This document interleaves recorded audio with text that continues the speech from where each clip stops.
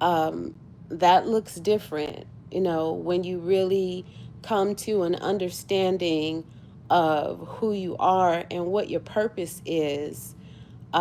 It's a really different walk, and it's a different way of life, and it's something that a lot of people just don't understand. um, being obedient, if you are rooted in faith and rooted in the one that who created you, you come to realize and understand that being obedient means that majority of the time you're not going to be liked. You're not going to have a huge following. You're not going to appeal to the masses. You're not going to have a lot of friends. You're not going to have a lot of support. And sometimes that can be discouraging. It can be discouraging. It can be frightening. It can be sad and lonely at times. But the fulfillment in knowing that you are doing what God has called you to do supersedes all of that. And we as a people have to come away from man's approval, because what is approved of according to man's standard is really disapproved of when it comes to God's standard. And um, we have to make a choice. We have to make a choice. We're either going to be in this world um, and of this world, or we're going to be consecrated and set apart and do the work that God has called us to do. And that has really, really been challenging for me in this season as I'm embarking on putting together this mentorship for single mothers with Black sons, because everybody, we have the conversations, we know what the problems are, we know these young men need guidance, they need mentors, they need you know to know how to be emotionally intelligent, when it comes to checking their feelings and their emotions, and all the things that us women really are not. It's like apples and oranges, or the old saying, women are from Venus and men are from Mars. And so we recognize, okay, this generation of young men, young Black men, lack accountability partners. They lack mentorships. They lack the presence um, of a strong, a prominent, and I say prominent not in the terms of societal standards, because societal standards um, depicts being prominent as being a man with money, and a man that is successful in business endeavors, and which part of that has some truth to it. God didn't create us to be beggars. He didn't create us to be borrowers. He wants us to have a rich and full life, but that rich and full life really comes from setting the standard and raising the bar on what it means to be a righteous man of God. And so, as I'm putting together the program, and just getting my feet wet with these things, it's like everybody knows what the problem is, like I said, but no one wants to do the work. No one wants to have the conversations. No one wants to take the reins and say, um, yes, I'm in, or you can count me in if you need some help, if you need some assistance. I was watching, and this was a while back. I think it was Sherry Shepherd. She has a radio show or a talk show, and she's doing really well and whatnot.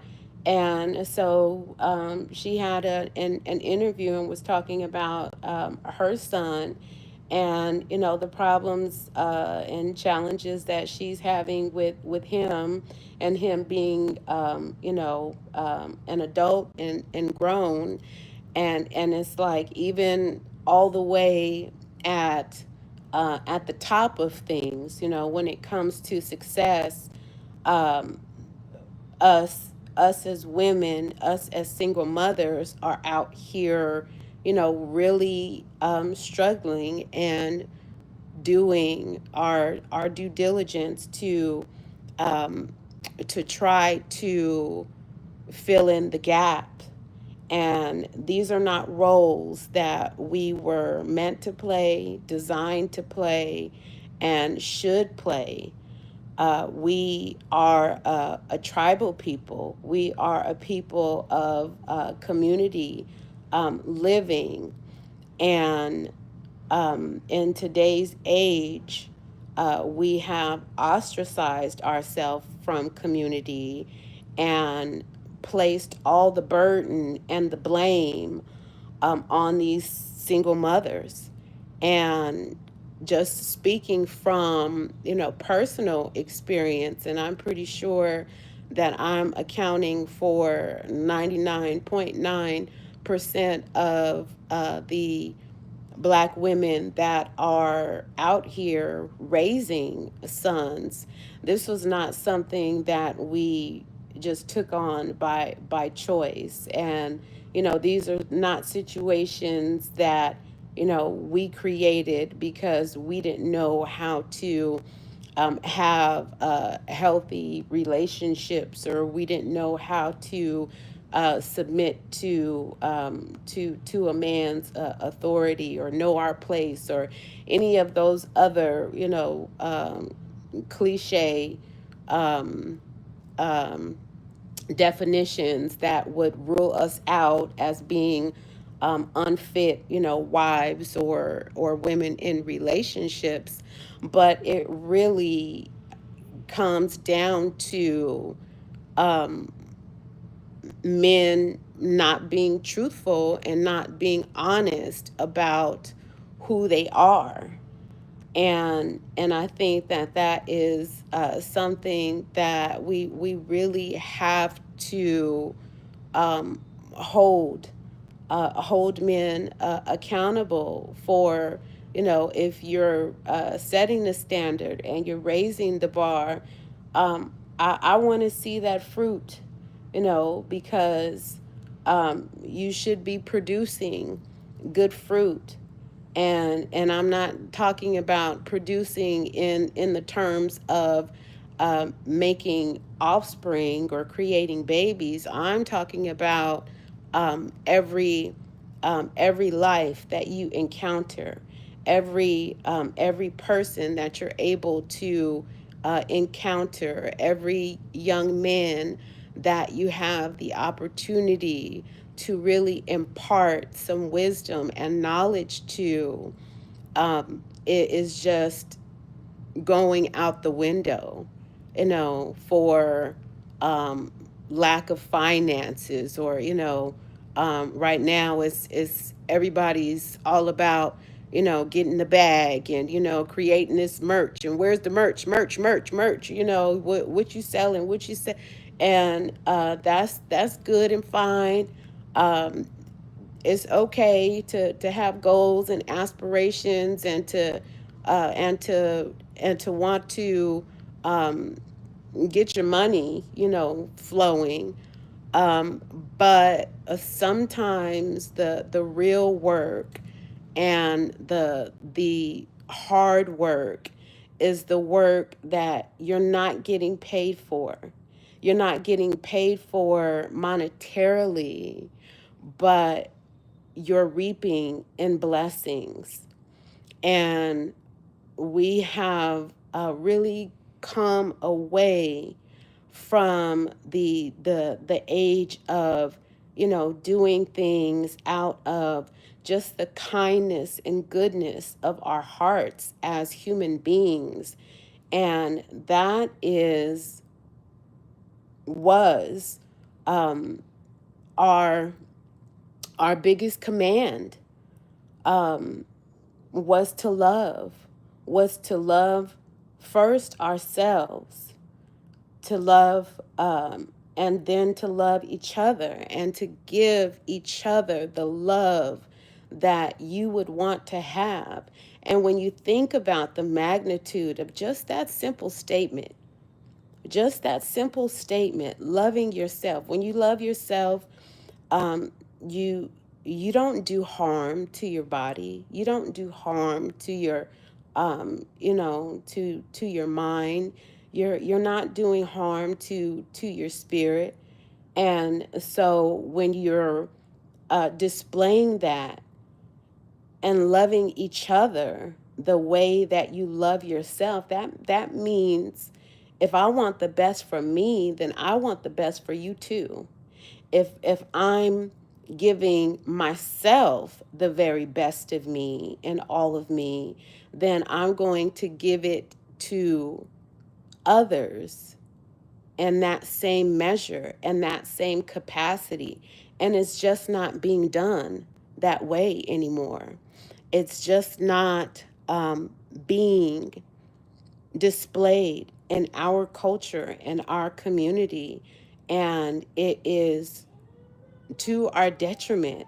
It is really tearing us apart at at the core and at the root and at the fabric of who we are, because we were made to be a people that looked out for each other, a people that did things for each other.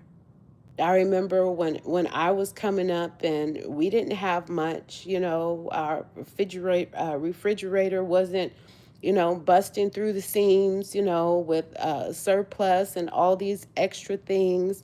But my mother never turned away anyone that was hungry and needed a meal. Would feed almost the entire neighborhood, part of what she prepared for us. Did things like, have group Bible studies um, and help individuals read and understand, different aspects and different subject studies, finances, and math. You would be surprised, and I'm really not surprised that statistics are the way that they are when it comes to, our test scores and our performing scores, because most of the times, especially when it comes to these young black boys and these young black men, they're just passed through, because no one wants to look at them. No one wants to take on that charge. And really, ultimately, what they're saying is, we don't care whether you succeed or fail in life. We don't care. We these quote unquote, systems, the education systems, and all of these other designs, they're not created for us to prosper and to have fulfilling lives. They're only designed for us to add to the body count and their bottom line. So unless we really, accept the charge and the responsibilities that is necessary, for us to um, come out on top, we're going to stay.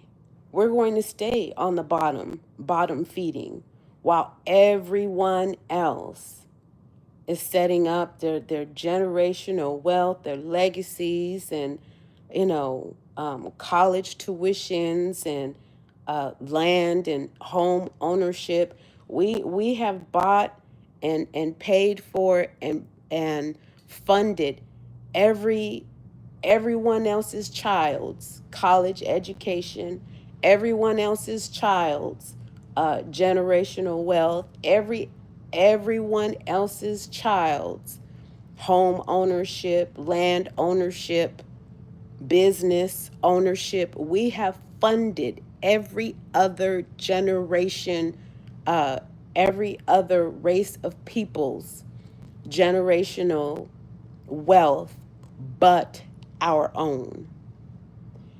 And that's embarrassing. Not only is it heartfelt, gut wrenching, sad, but it is embarrassing.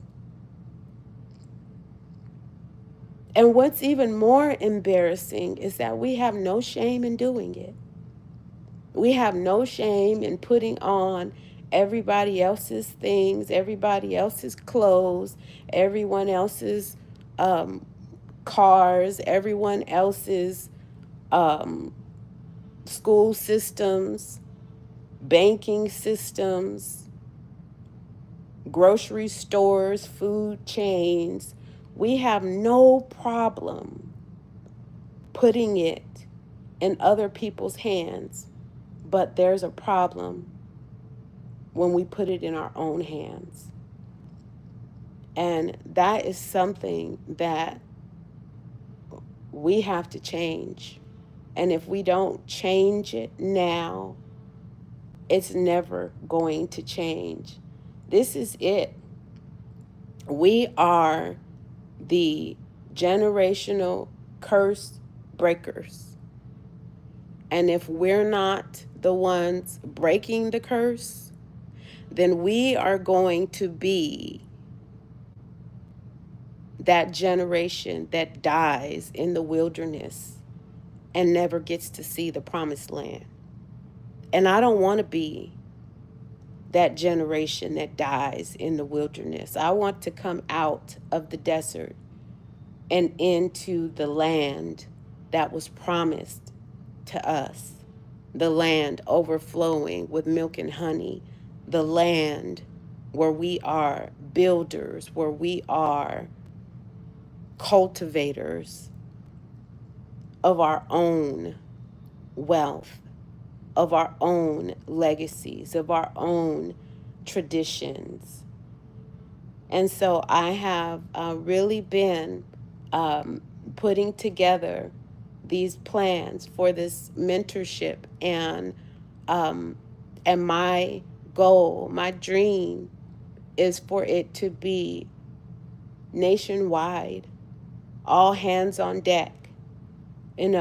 I commend Dr. Umar for doing his part and building the school for the young black boys.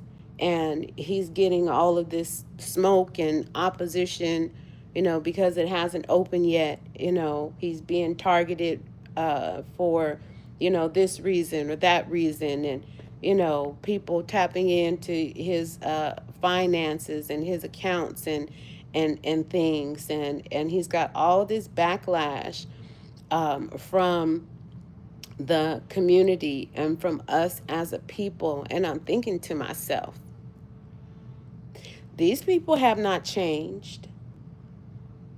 Just like they bombed and wiped us out in, you know, Oklahoma and the Black Wall Street and every other, you know, erased the Black Panther movement, erased the Honorable Elijah Muhammad's blueprints for a free society, they haven't changed.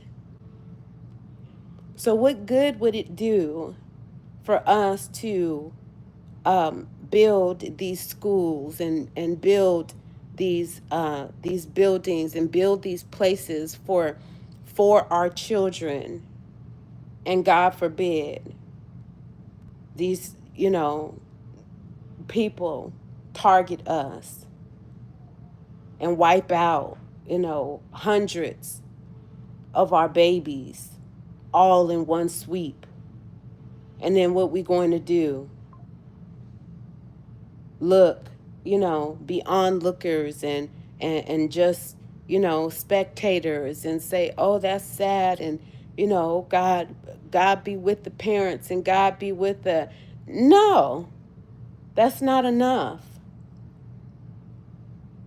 But they're going to do it time and time and time and time again, because we're not a force to be reckoned with. We're not giving them anything to fear. But we're a force to be reckoned with when it comes to that spending, when it comes to consuming, when it comes to popping them tags and putting on them labels and that, that Gucci, that Prada, that nada. We're a force to be reckoned with when it comes to the power of our dollar. But we can't come together for a goal and a purpose as important and as imperative as the preservation of our people.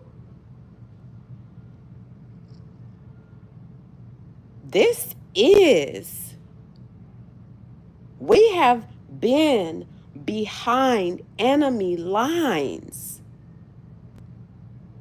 far too long. We are at war. We have been at war. And the battle is heating up. And our best chance and only hope is to teach our babies, to teach these young men and young women who we are, what we stand for, what we believe in. And that's love and unity.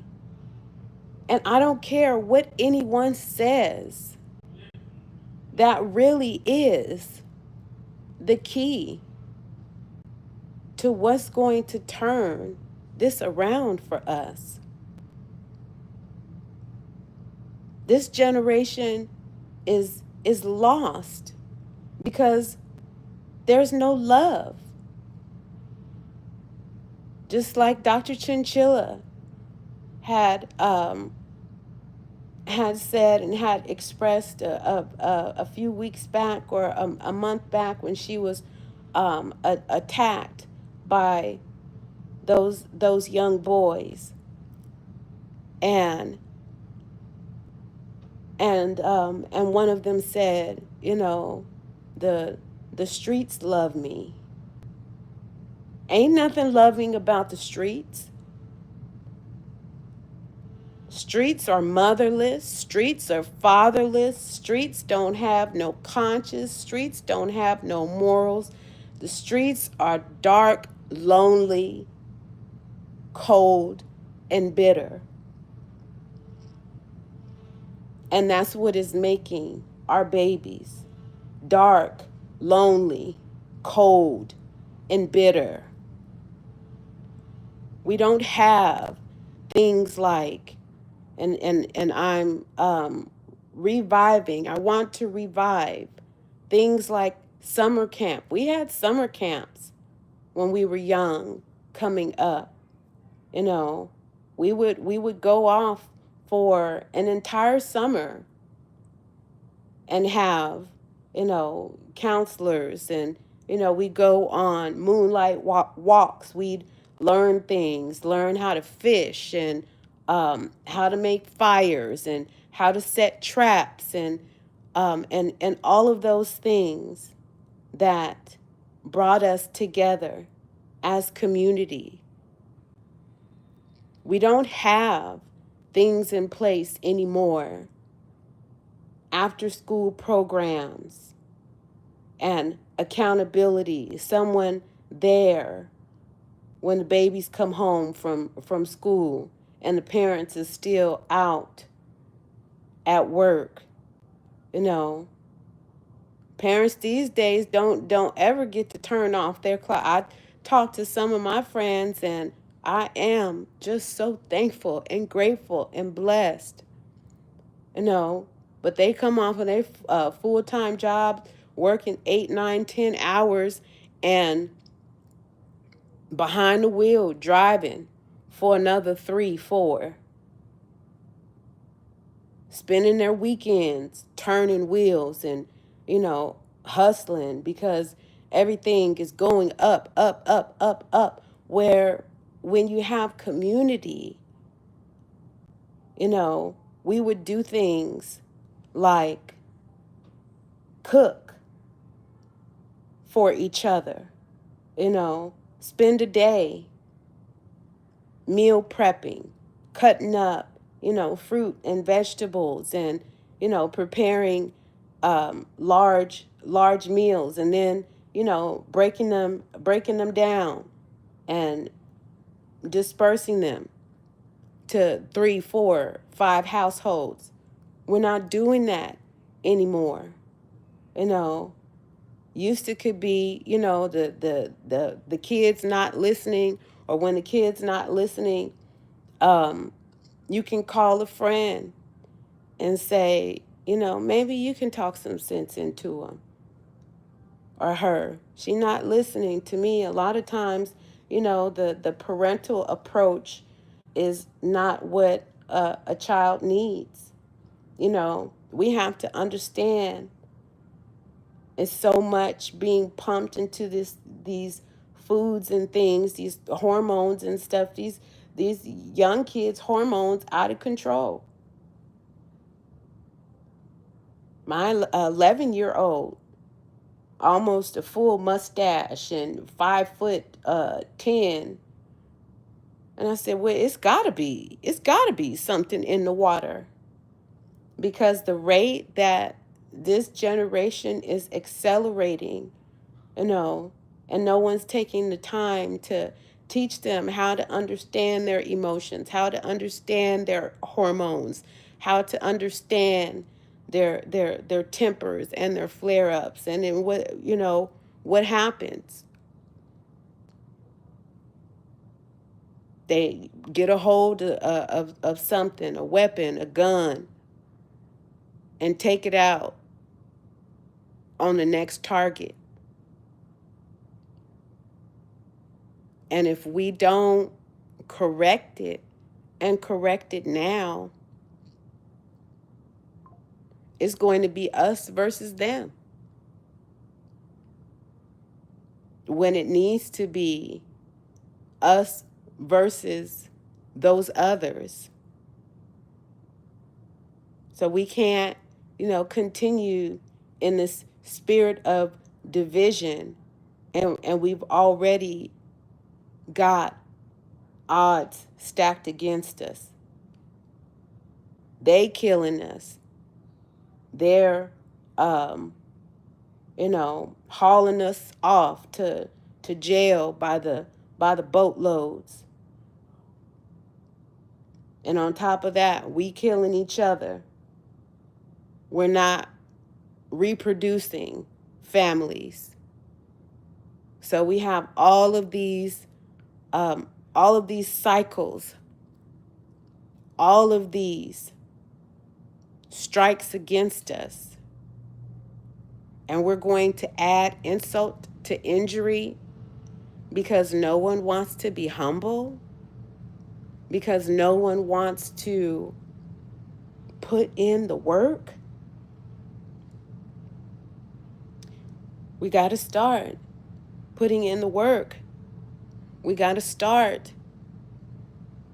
We got to start putting in the work, making the sacrifice, making ourselves available, letting our voices be heard, letting these children know that they're not alone, that they are loved, that they're not an accident, that they're not a YN, that they're not a notch on somebody's belt. They're not a chalk outline on somebody's pavement. They're not that DOC number marked on their back. They're not that headstone on or that grave marker. That they are our legacy, that they deserve to be loved, that they deserve to be taught, that they deserve the chance and the opportunity that we never had. Plenty.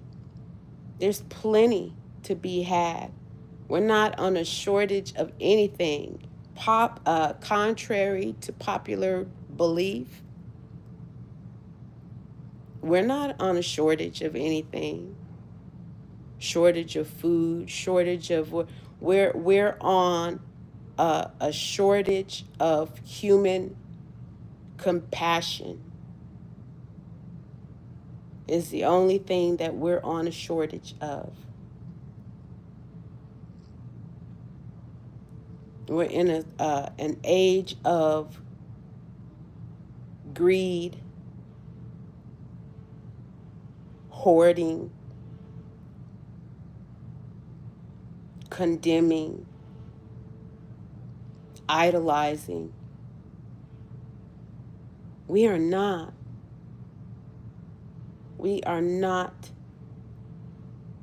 lacking anything but love. So that's my charge, is to lead with love, to give as much love and as much grace and as much forgiveness, give as much direction and guidance. I don't have daughters, but I would like to help steer our young women into knowing, yes, God made us beautifully, fearfully, wonderfully made us in all different shapes, sizes, contrary to what these motion picture TVs show us of Cleopatra and Helen of Troy having blonde hair and blue eyes. Honey, let me tell you, wars were not fought and battles were not waged for a woman that had no curves and no thighs.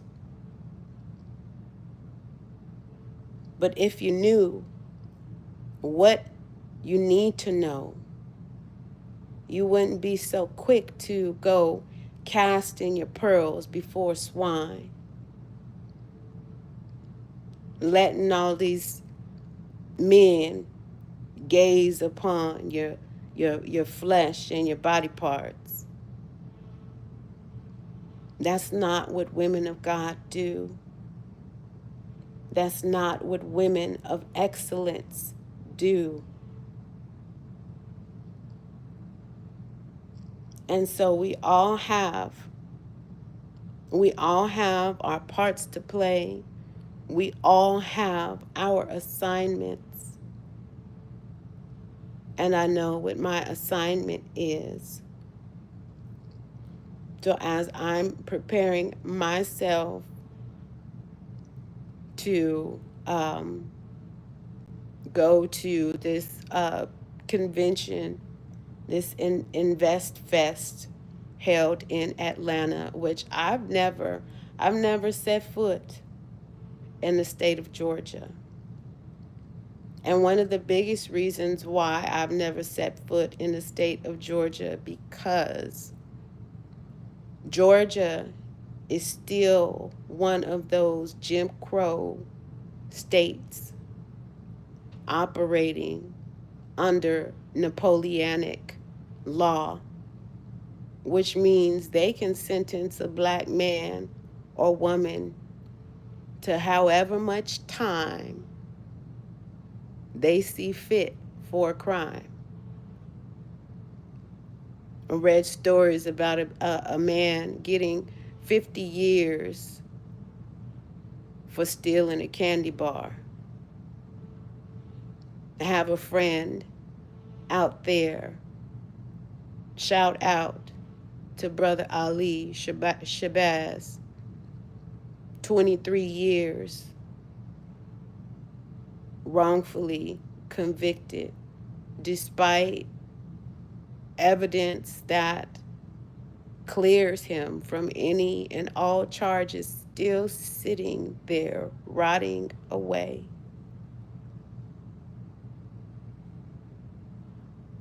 More men in those Georgia prisons than in third world countries like Russia and the Ukraine.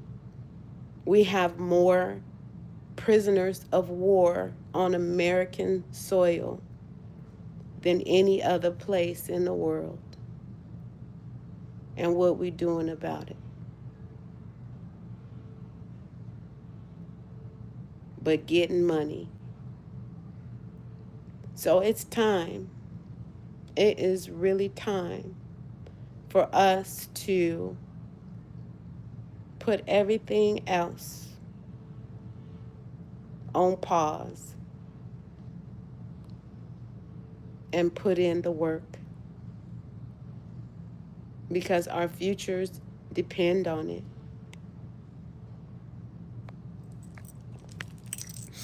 Absolutely depend on it.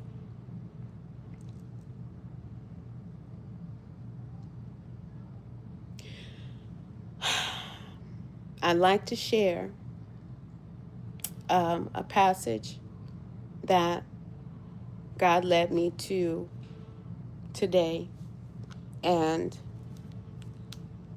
I feel that it's necessary for the day and time that we're in. Actually, no, I'm not going to read it verbatim, but I'm just going to tell you, know your position. Know that as long as you have life and breath and you're willing, God can use you. From our elder generation to our younger generation to those that fall in the middle, we all have a part to play in this grand scheme of things and this design. No one is here by accident. No one is a mistake. God don't make mistakes. So don't ever let anybody tell you that you're a mistake. You shouldn't be here. He's a mistake. He shouldn't be here. Everyone that is here on this earth, God has a plan, a purpose, and a design for your life. And we can't keep sitting on the sidelines waiting to be tagged in. We have to tag ourselves in, because that would be the ultimate disappointment, wouldn't it? Not the disappointment of failing, but the disappointment that comes from what could have been if I just really gave my all. What could have been if I really dedicated my life to serving God.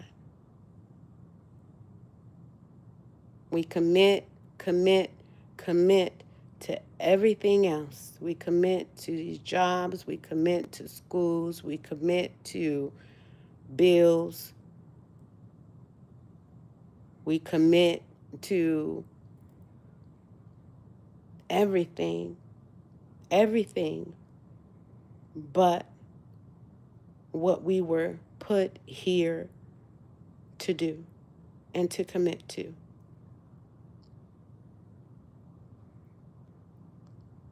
And that's a tragedy. All in itself, it's a tragedy.